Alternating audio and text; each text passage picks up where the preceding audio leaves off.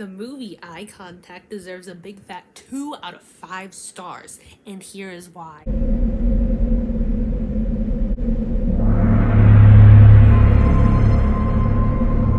I love horror films and movies and shows and games and all that, but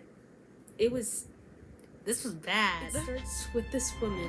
She's running. She's doing a little jog through the woods. To grandmother's house she goes. Except it's not to grandmother's house. It's to a lighthouse. Pans up to this lighthouse because apparently it's supposed to be important. Clearly, because the music goes right when she goes. Then she goes up for a solid 1.5 minutes. Gets to the top. Holds on to the bars, like looking out, holds on to the bars tightly like she's a kid at the grocery store who really wants a toy. And she looks down and she sees a black figure, a shadowy figure, whatever. She stares at him. It keeps getting closer.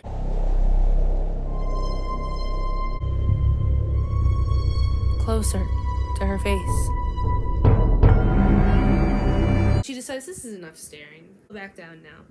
She's jogging back. And she turns back around. He's not there.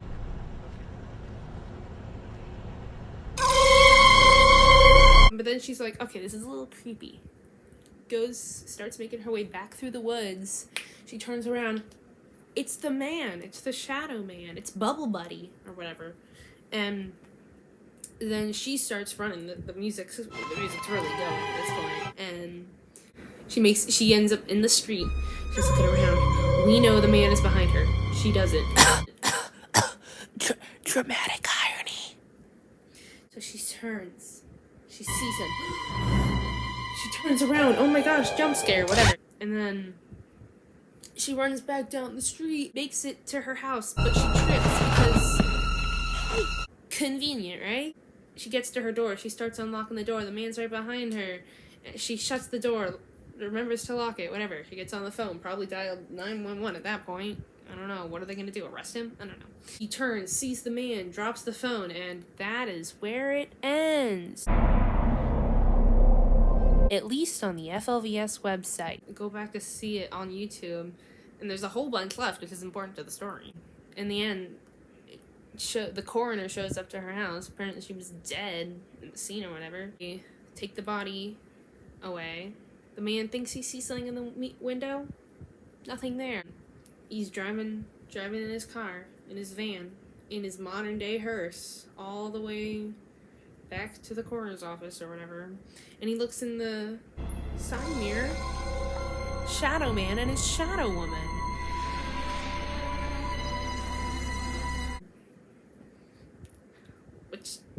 Just, jeez. Despite the very obvious, basic, cheesy ending, there's just so much wrong with it in general.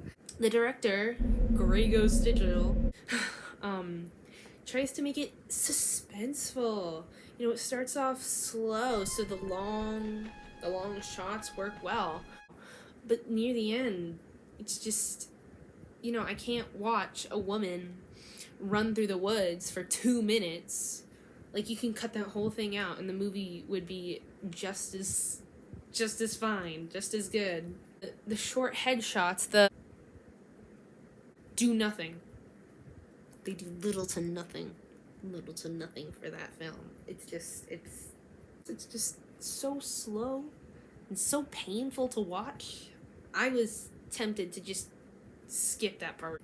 The only redeeming quality, the only thing that makes me not give this like 1 out of 5 stars, 0 out of 5 stars, is the music.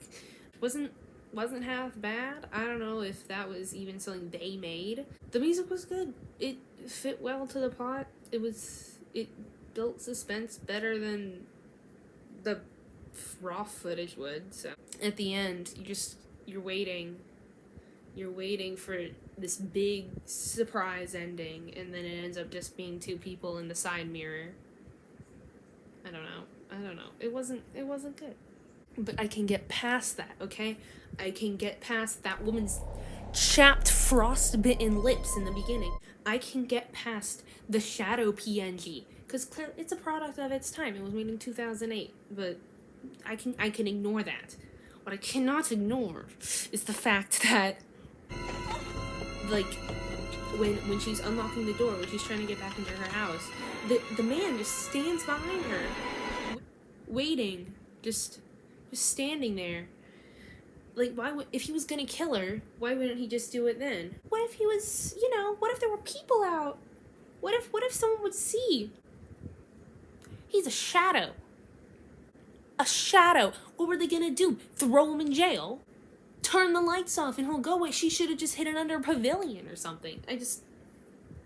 Whatever. I know the shadow, it makes it paranormal. It's that gothic vibe that I think they were going for. But you could do that without the shadow, man.